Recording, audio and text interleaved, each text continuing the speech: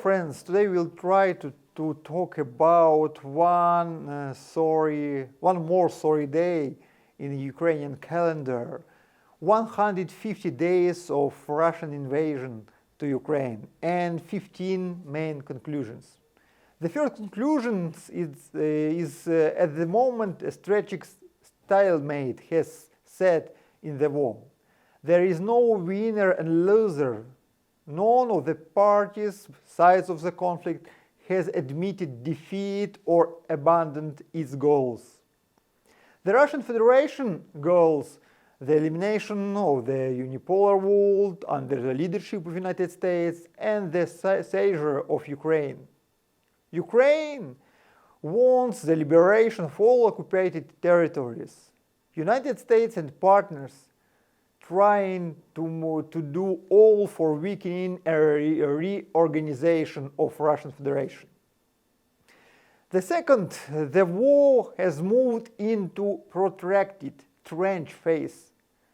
The forces of the sides have situationally balanced, where the active actions of the sides are carried out over a distance of 180 kilometers front lines, with a total front length of about 1,000 kilometers, and the line of contact between Russian Federation and Ukraine, counting Ukrainian-Belarusian border, near 2,500 kilometers.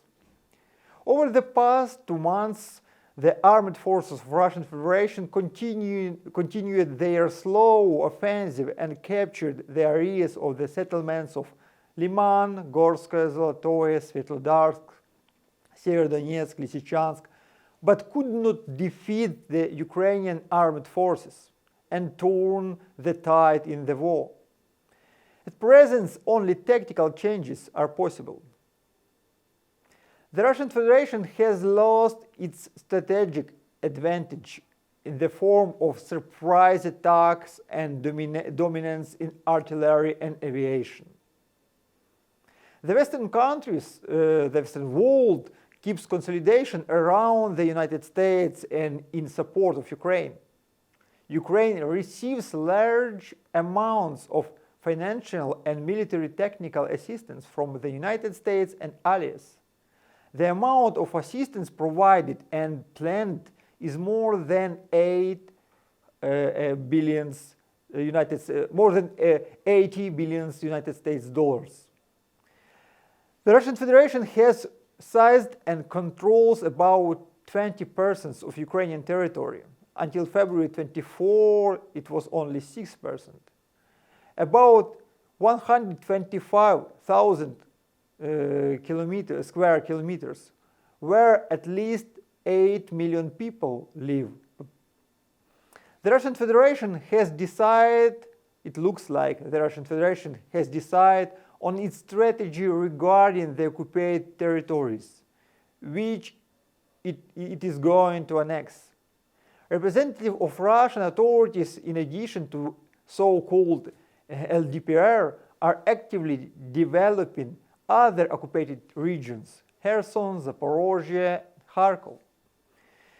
It is expected that already during the autumn in the occupied territory they can hold the so-called referendum on joining the Russian Federation. Both sides suffer heavy losses in people, equipment and other resources. Taking into account the fact that the war is going on the territory of Ukraine, Ukraine also bears the heaviest economic and infrastructural losses, and the Russian Federation suffers from sanctions. According to forecast, Ukrainian GDP against background of war will decline by about 30–45% this year, and the dependence on external financing has critically increased. The total losses of the economy range from 600 billion United States dollars. The direct losses of the Ukrainian economy due to the destruction and damage to the infrastructure is near 96 billion of United States dollars. or 2.6 trillion hryvnias. Residential buildings account for the largest share of losses, near 37 billions of United States dollars, or 38% of all losses. As a result of the war, almost 121,000 residential buildings were destroyed or damaged. Now, according to the government, Ukraine needs budget support the amount of 5 till 8 United States billions dollars every month.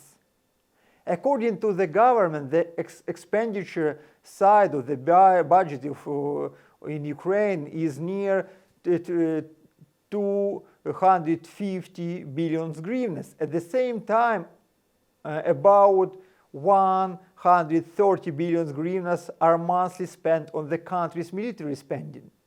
The budget revenue is between 40 till 100 billion hryvnias. The rest of the amount must be compensated either by issuing the hryvnia or by increasing external borrowings. After the imposed sanctions, Russia faced problems in paying its public debt in foreign currency, and now it is experiencing a technical default on its external debt. Russia is effectively deprived of the opportunity to borrow money from the Western markets. Before the war, Russia had about 640 United States billions in foreign exchange and gold reserves, most of which were abroad and is now frozen, about 350 billions. But Russians' revenues from energy export grew up to 40% compared to 2021 due to the rising of prices. Critical for both sides in the near future will be issues of financial and economical stability, the ability to quickly restore the resources necessary to continue hostilities. Unblocking the export of agricultural products from Ukraine shows the ability of the sides of conflict to negotiate if there is an international consensus. United States, European Union, China, Russia, and a sincere motive. As a result of Ukrainian ports and food exports, Ukraine has suffered significant losses. The approximate value of the stolen grain and oilseeds is estimated at more than $6 million of United States dollars. The total amount of losses due to the war in agriculture sphere is near 27 billions. The largest category is indirect losses due to the naval blockade of Ukrainian ports, near 12 billion United States dollars, and decrease in production to 10 billion more. Unblocking ports could add 5% to the GDP and bring Ukraine up to $1 billion in every month.